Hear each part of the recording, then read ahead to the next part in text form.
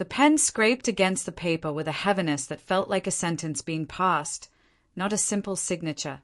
I didn't hesitate. No questions, no second thoughts. I slid the documents back across the table and looked into her eyes just once. That single glance was enough. I pushed back the chair, its legs dragging harshly in the quiet, and stood up. She smiled, but it wasn't warm. It was tight, crooked, cruel. A flash of satisfaction that burned itself into my memory, far deeper than any farewell ever could. When I stepped outside and closed the door behind me, I wasn't just walking away from a home.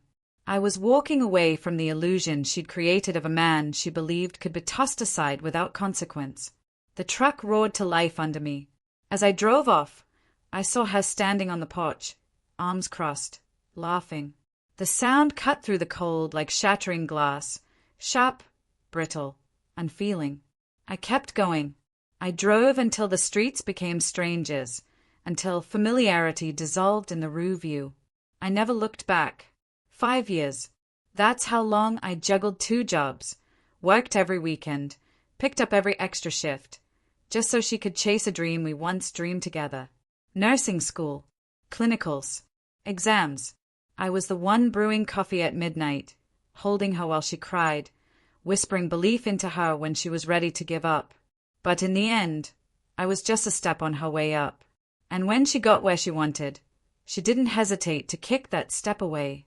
I disappeared, changed my name, cashed out everything, handed over the keys to the house I'd bled for. When the final payment hit her account, I erased myself. Years went by. I stayed quiet, rebuilt from nothing in a town where no one asked who I used to be. I grew, physically, mentally. I learned, worked, evolved.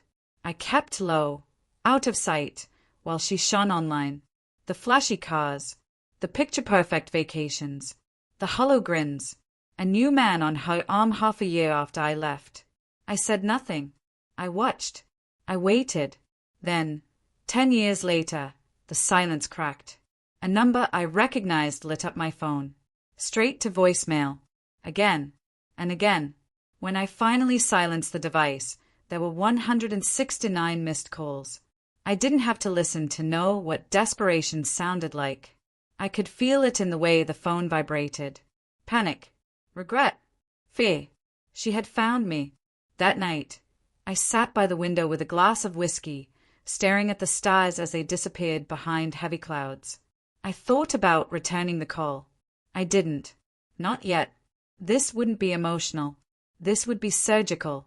The next morning, I opened my laptop and started pulling on the threads of her life. It was easier than I thought. Her husband, a mortgage broker with a shady reputation. Their home, a lavish front built on loans. Her job, prestigious, but supported by donors with lines too blurred. I was patient. Over 6 months, I left breadcrumbs. Quiet tips to the IRS about her husband's shady dealings. Anonymous letters to her hospital board outlining her connections to certain pharmaceutical representatives. A private investigator for the after-hours meetings that didn't stay professional. Each move calculated. Each domino perfectly placed. And then I pushed. The hospital opened a formal review. The IRS froze their accounts. Her husband's firm dropped him without hesitation. Their carefully painted life began to peel, not with fire, but with silence, a slow, suffocating unraveling. Late bills, whispers behind closed doors, invitations that stopped arriving, and I waited until she called again. This time, I picked up. At first, only silence, then a breath. Her voice came through, broken and quiet. "Please, I just need to talk to you." I leaned back, eyes on the skyline. "Talk." "I made a mistake," she said, voice trembling. "I see that now. I didn't know what I had until it was gone." The silence stretched between us until it ached. "I miss you," she whispered. "God, I miss you.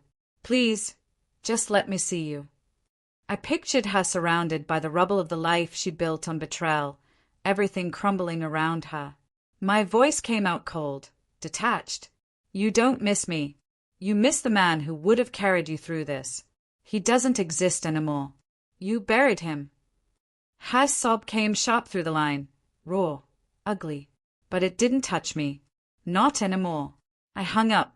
There would be no forgiveness. No second chance. No rewinding the past.